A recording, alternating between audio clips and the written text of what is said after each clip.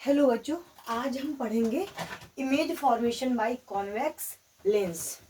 जैसा कि इसके पहले का टॉपिक या पहले के जो हमने फॉर्मेशन पढ़े हैं वो हम फर्स्ट एपिसोड में दे चुके हैं। उसके बाद का जो आगे का हमें पढ़ना है वो बच्चों हम आपको आज बताएंगे। तो बच्चों पहले हमने क्या पढ़ा था? पहले हमने इमेज फॉर्मेशन पढ़े थे, ठीक है। और इमेज फॉर्मेशन में हमने क्या पढ़ा था? मिरर पढ़ा था बच्चों। क्या पढ़ा था? मिरर पढ़ा था। जैसा कि हमने आपको बताया था बच्चों, जो कॉनकेव मिरर होता है वो बराबर होता है कॉन्वेक्स लेंस के, और जो कॉन्वेक्स मिरर होता है वो बराबर होता है किसके? कॉनकेव लेंस के। तो हमने अपने लास्ट टॉपिक में क्या पढ़ लिया था? कॉनकेव मिरर पढ़ा था।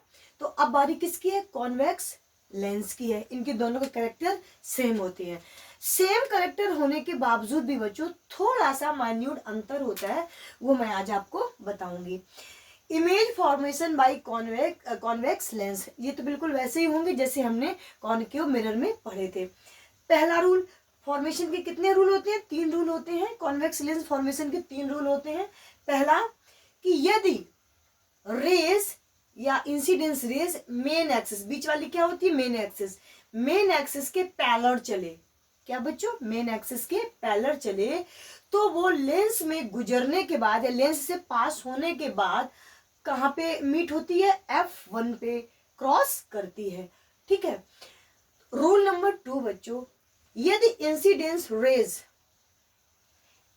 फोकस से क्रॉस हो, ठीक है, फोकस से पास हो, फोकस से क्रॉस हो, तो वो लेंस से पास होने के बाद में मेन एक्सिस के पैरेलल आ जाती है। जैसे कि आप देख पा रहे हो, ये बिल्कुल जस्ट जैसे कॉनकेव मिरर पढ़ा था वैसे ही है कि इंसिडेंस रेज अगर मेन एक्सिस के पैरेलल है तो कहाँ मिली? रिफ्रैक्शन कहाँ हुआ? F1 पे हुआ। यदि बच्चों इंसिडेंस रेज फोकस से क्रॉस हुई तो मिरर से पास होने के बाद मेन एक्सिस के पैरेलल चली जाती है। ना बच्चों तीसरा जो इसका रूल है, यदि इंसिडेंस रेज किसके? लेंस के, कौन सा? कॉन्वेक्स लेंस के ऑप्टिकल सेंटर से क्रॉस करती है तो ये लेंस से पार होने के बाद, क्रॉस होने के बाद, पास होने के बाद सीधी निकल जाती है, रिडायरेक्टेड नहीं होती है। जैसे कि आप देख पा रहे होगे, इंसिडेंस रेज आई, ऑप्टिकल सेंटर को क्रॉस किया और सीधी निकल गई। तो बच्चों कुछ ये बेसिक रूल हैं जो हमें याद रखने पड़ेंगे। बच्चों इमेज फॉर्मेशन पढ़ने से पहले कुछ इसमें थोड़ा सा अलग हमें और एक्स्ट्रा पॉइंट पढ़ने पड़ेंगे। इमेज फॉर्मेशन पढ़ने से पहले हमें कुछ और भी पॉइंटों के बारे में लेंस के पता होना चाहिए, जिससे हम जो इमेज फॉर्मेशन पढ़ेंगे या सीखेंगे वो बहुत क्रिस्टल और क्लियर होगा। नाउ बच्चों, जैसा कि हम पहले, अच्छा, जो हमने सिंबल्स आपको बताए हैं उसके पहले थोड़ा सा कुछ और भी मैं बताना चाहूंगी बच्चों लेंस में कुछ खासियत होती है। क्या खासियत होती है? इसका जो ऑप्टिकल सेंटर होता है वो तो एक ही होता है, लेकिन बच्चों इसके फोकस 2 होते हैं, एक लेफ्ट साइड, एक राइट साइड, एक लेफ्ट साइड, ठीक है। एक F1 बोला जाता है और एक F2 बोला जाता है। तो बच्चों मुझे कुछ आपको और समझाना था। जैसा कि हमने समझा कि लेंस में जो है ना, ये सेंटर का तो ऑप्टिकल सेंटर हो गया, ठीक है।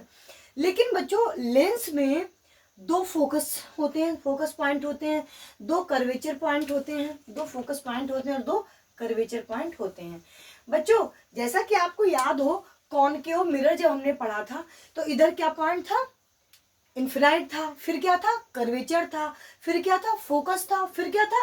पोल था। ऐसे ही तो था, पोल की जगह वहां पे पोल था, तो यहाँ पे क्या है? O यानी ऑप्टिकल सेंटर, ठीक है। क्योंकि बच्चा इसमें इस लेंस में 2 पॉइंट होते हैं, तो अगर हम लेफ्ट साइड से चलेंगे तो ये इन्फिनाइट, ये कर्वेचर और ये फोकस, यानी कि F1 फोकस और C1 कर्वेचर। अगर बच्चों रेस कहाँ से डालेंगे? हम राइट साइड से डालेंगे, तो बच्चों बिल्कुल सेम टू सेम लेफ्ट की तरह, पहले इन्फिनाइट, फिर उसके बाद कर्वेचर, फिर उसके बाद फोकस, फिर उसके बाद O यानी ऑप्टिकल सेंटर।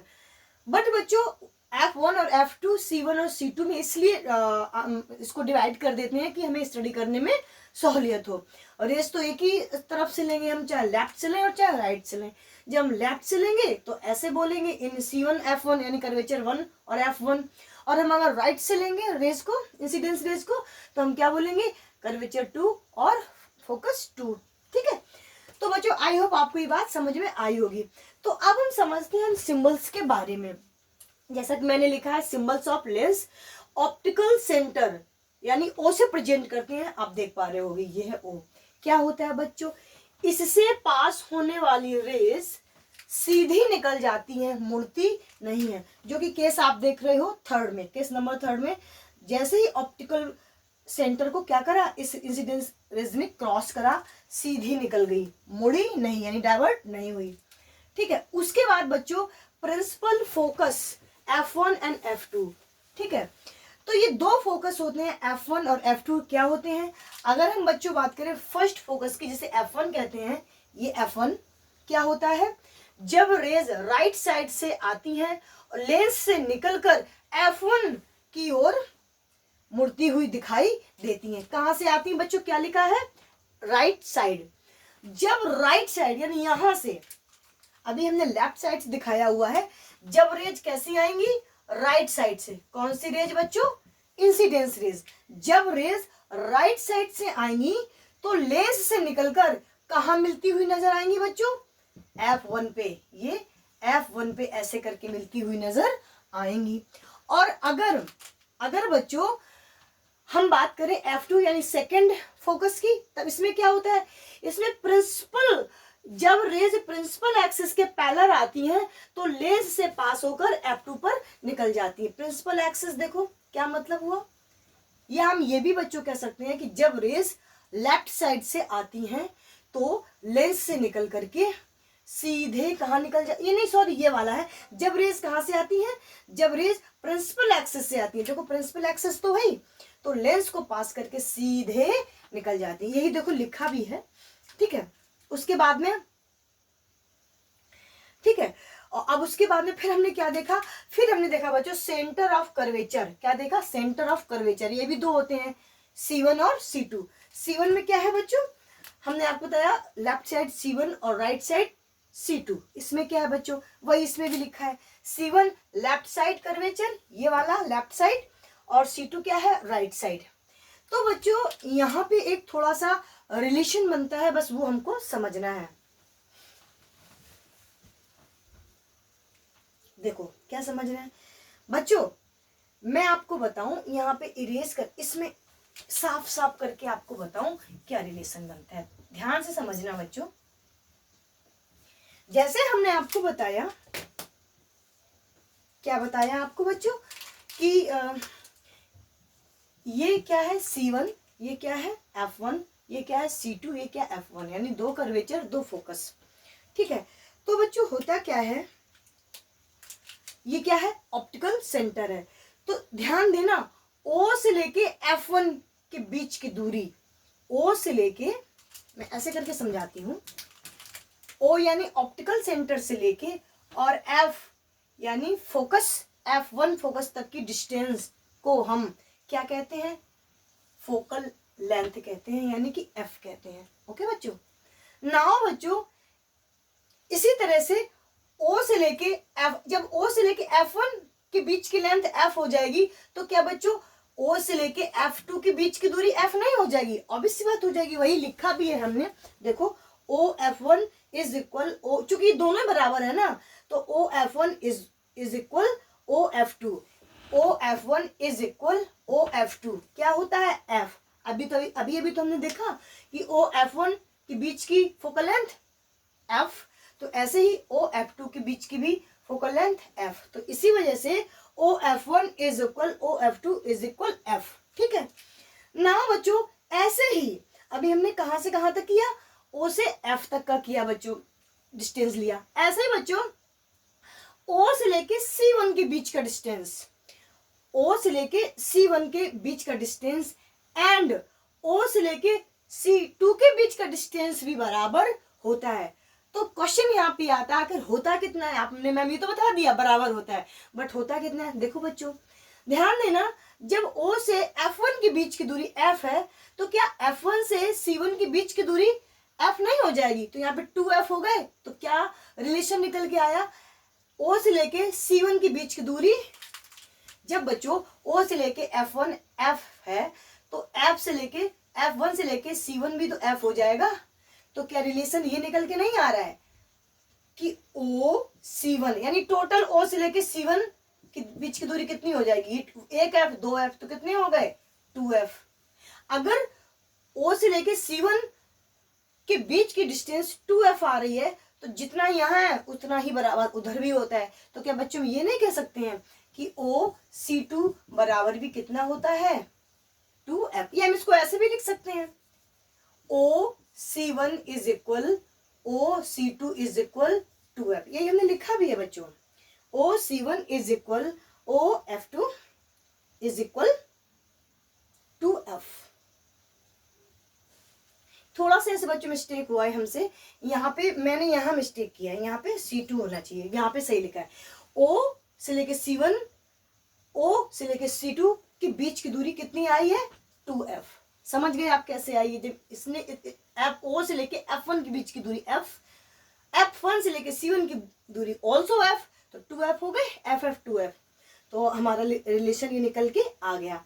तो बच्चों हम ये भी कह सकते हैं, मैम क्या कह सकते हैं, ये कह सकते हैं बच्चों कि 2F1 इज इक्वल C1, या यहां से भी और क्लियर करते हैं C1 2F1, बात समझ रहे हो, C1 2F1 यहां से यहां की दूरी, ठीक है, C2 और F2 ये क्या होते हैं बराबर होते हैं। तो बच्चों यहां से एक रिलेशन ये निकल के आता है, अगर ये बराबर होते हैं, ठीक है, C1 F1 is equal F, C2 F2 is equal F, ठीक है, तो फिर क्या हो जाएगा, तो रिलेशन निकल के आता है 2F1 इज इक्वल C1, ठीक है। अगर बच्चों ये बात आप समझ ले जाएंगे तो आप पूरा इमेज फॉर्मेशन बहुत अच्छे से कर ले जाएंगे। बस एक जहन में बात आपको ये बिठा लेनी है हमेशा और हमेशा के लिए, ठीक है। फिर हम वीडियो अपना एंड करते हैं, आज इतना ही समझाएंगे क्या कि जब कभी भी आपसे क्या पूछे क्या कहे, लैंग्वेज इसका याद रखना बहुत जरूरी होता है। यदि आपसे बच्चों ये कहे कि 2F बियॉन्ड, तो इसका मतलब यही होता है कि अगर कोई भी ऑब्जेक्ट बोला गया है 2F बियॉन्ड, तो इसका मतलब होता है या 2F या फिर 2F ना कह के ये क्या बोल देगा C1, यानी एक ही मतलब होता है। अगर कहा गया कि कोई भी क्या होगा, कैसी इमेज बनेगी, कहाँ बनेगी, यदि ऑब्जेक्ट 2F1 बियॉन्ड रखा गया है, तो इसका मतलब ये है कि वो ये कह रहा है कि इमेज कहाँ बनेगी, कि यदि ऑब्जेक्ट कोई ऑब्जेक्ट C1 पे रखा गया है, यानी कि ये दोनों वर्ड बराबर होते हैं, ठीक है। ये दोनों जो हमने आपको सिंबॉलिक प्रेजेंटेशन दिखाया है, आपको याद रखना है 2F1 बोले तो किसके बराबर होता है C1, या अगर ये कहे कि कोई ऑब्जेक्ट C1 पे रखा है, C1 बियॉन्ड रखा है, तो कहाँ पे इमेज बनेगा, तो भी बात वही है कि वो 2F1 की ही बात कर रहा है। यदि 2F1 पे रखा है ऑब्जेक्ट और इमेज आपसे पूछ रहा है, तो भी बात एक ही है कि वो C1 की बात कर रहा है। बच्चों आई होप कि आपको ये बात समझ में अच्छे से आई होगी।